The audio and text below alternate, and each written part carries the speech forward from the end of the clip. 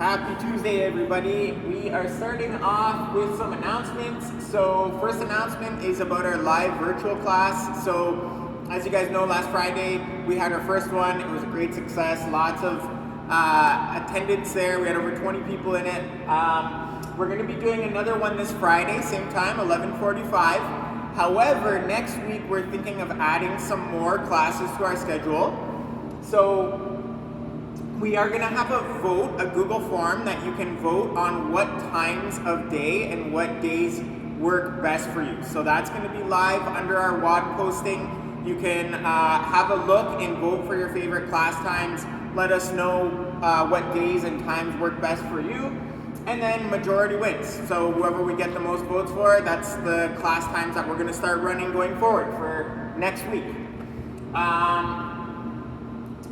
The next thing that we're going to talk about is our rental program. So we are renting out other things than what we did the first time around. We have released all the details in Monday's blog. So tomorrow morning at 9 a.m., a reminder, we're going to release the Google Sheets to set up what equipment you want. The equipment is limited, so we don't have, not everyone, if everybody wanted the same equipment, we wouldn't have enough for everyone. So because of that, we will go by order of submissions. So if you are really keen on getting something, we would recommend get on your computer at 9 a.m. when it's released, fill it out, and then that will increase your chances of making sure you get what you're after. Other than that, guys, we're going to pass it off to Eddie to take us through today's workout. Okay, today's workout, we've got lots of volume. Starting off round 1, 33 repetition, working your way down by 6s, all the way to the last round of 9. Now, two, I wouldn't say tough movements, but two movements that can go either way. So you're either maybe have stronger legs relative to your upper body, and if that's the case, these alternating squat cleans, you don't want to break them up much. Maybe slower-ish, medium pace cleans to allow you to save some breaks for that push-up. Or maybe it's the opposite. Maybe upper body's a little bit stronger, could do a little bit more volume, where on the push-up, don't break it up at all, or maybe break them up once, but then you're gonna break up maybe the cleans a little bit more.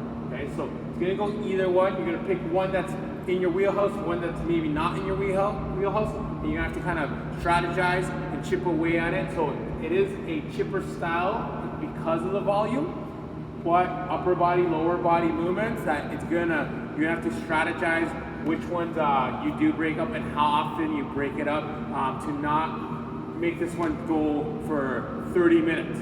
The time we're projecting here is about 15-16 minutes, but again, depending on how this goes, we want to say under 20 minutes for sure that you're shooting for, but see how close you can get to that 15-minute mark for this workout, okay? It's a great couplet kind of combination, so I look forward to doing this one later on today. I'm going to pass it over to Chris for the afterburner.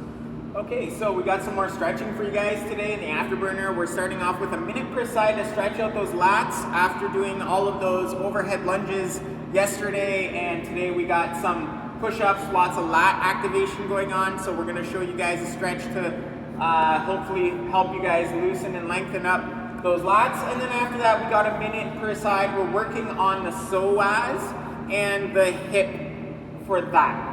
We will see you soon for the warm-up.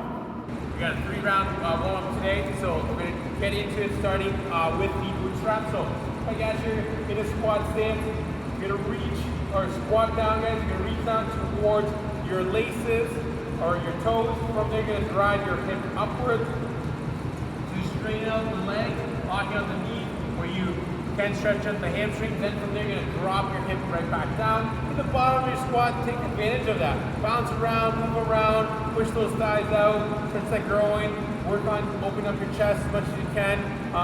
Great position to get a good deep stretch, guys. So pause about 2-3 seconds down there, 2-3 seconds at the top. You're going to do 5. Once you're done the 5, then you're going to go into that single-legged deadlift, but with a rope. So you're going to pick up the one side.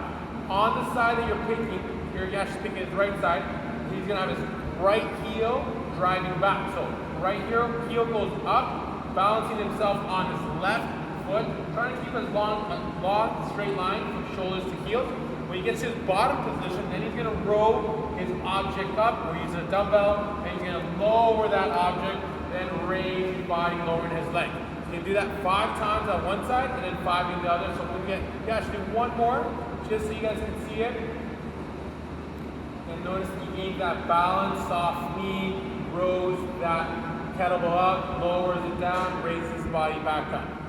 So again, you're gonna do 5 on both sides before you move on. When you're ready to move on, you're moving on to the front rack lunge.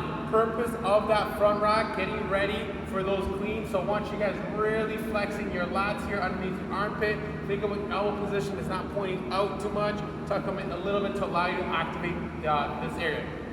From there, you're gonna go 5 on one side. So you're gonna lunge back. If you're more comfortable forward, that's fine. Then you're gonna stand up, drive to the heel. You're gonna do all 5 lunges before you switch sides. So you're switching sides for your legs on each round, but when you're done the 5, then you're gonna switch the dumbbell position for 5 more on the other side, but again, switching legs in your lunge, okay? When you've done all 10 lunges, then from there, you're gonna go slow and controlled push-ups. So we'll let Yashir go to the floor. In that push-up, think about your fingers, don't point them in, point them out. Again, same area, really flex those lats. You're gonna start the movement by retracting your shoulder blades. Do not shrug up, bending the elbows, going down, and then going up. You're gonna do 5 push-ups. Again, they're really slow in the slow push-ups. You're going through your checklist. It is upper body intent, so retract your shoulders, do not shrug, flexing the elbows, bringing your chest down, driving through those palms without letting the elbows flare out. But don't forget the midline and the legs, guys. Keep your body nice and tight in your movement. So glutes are tight, core is tight, legs are locked out in his push position. So it's a strong, tight body when he does his push-up. Have fun with the warm-up. We'll see you next in the workout. Okay, for today's workout, we are gonna spend a little bit of time talking about that squat clean. So yesterday we did some kettlebell cleans. So if you want some more tips, a little bit more in-depth information on how to do that kettlebell clean, check out yesterday's video. For today, we're gonna be using a dumbbell. So just a few tips here. First one, when we come and pick up that dumbbell off the ground, make sure to keep that back and chest up nice and tall. So we don't wanna have that low back rounding and facing the ground. We wanna have that back and chest up tall, nice and flat, and we're looking straight ahead. From here, we're gonna drive the hips up in the air, so you're pushing from the heels. Then we're gonna drive that elbow up and rotate under to catch that dumbbell on the shoulder. Notice how Yash has a slight bend in his knee when he caught that dumbbell.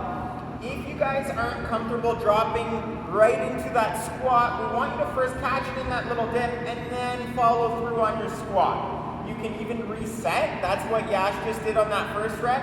So show him one at real time there, Yash. So you're just gonna drive that dumbbell up, catch it on the shoulder, and get into that squat. Again, guys, if you wanna go somewhere in between, if you don't feel comfortable just dropping down quickly into that squat, you can catch it in that dip and then continue on with that squat once you get comfortable from there.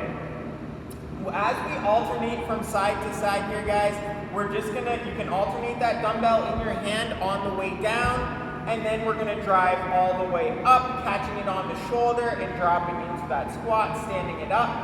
And then, or we can put that dumbbell down to the ground and then switch hands. So again, driving that hip up. Now the next thing I want you guys to know is how Yash opens up that hip all the way to stand up before he puts that dumbbell back down. Sometimes when we see people cycle a few of these, they never really get that hip fully opened up at the top, so maybe Yash can demonstrate what that looks like. So you drive it up and you catch it, and then you stand it up, and then you already you can see he's not open in the hip there before he started lowering that dumbbell back down again. So remember, you're gonna extend the hip all the way up before you bring that dumbbell down. Once you're done those alternating squat cleans, we're getting into those push-ups here, guys. We went over them in the warm-up. Remember what Eddie mentioned at the whiteboard today, guys. If your lower body endurance isn't as good as your upper body endurance, the squat cleans are going to be the more challenging part where you're going to have to break up a little bit more, and vice versa. I know a lot of you guys talk about how push-ups are tough in these higher volumes, so you might have to plan that breakup in the push-up. Enjoy today's workout. We'll see you for the afterburner. We got a good workout getting into the afterburner now. You're going to need a door jam door frame to do the next 2 movements. The second stretch, you don't need it, but we're going to show it with the post, which is going to mimic that door frame. So, first stretch here is for your lats. You're going to reach the inside of the door with your thumb pointed down. So, thumb is down from there. You're going to sit back slightly, looking to feel the stretch here. So, you can feel the stretch on the lat by simply turning, so looking through. Okay, you can sit a little bit lower in your squat. You can push your weight over. You can lunge back. You can play around with it pretty much with whatever you feel that gets the most out of the stretch, just by moving, repositioning your feet again, moving yourself around again. So you're gonna hold this for 1 minute on both sides. When you've done that lat stretch, then we're getting into a psoas hip flexor stretch, where you're gonna step back to the opening of the door, then you're gonna reach back to the opening of the door of the wall. When you're reaching back, you're then elongating, stretching out all that tissue, where the longer you hold this stretch, the more the muscle relax to get into the psoas.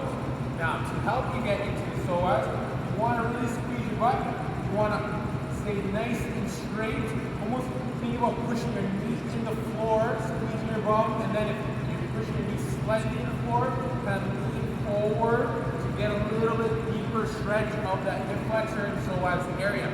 Okay?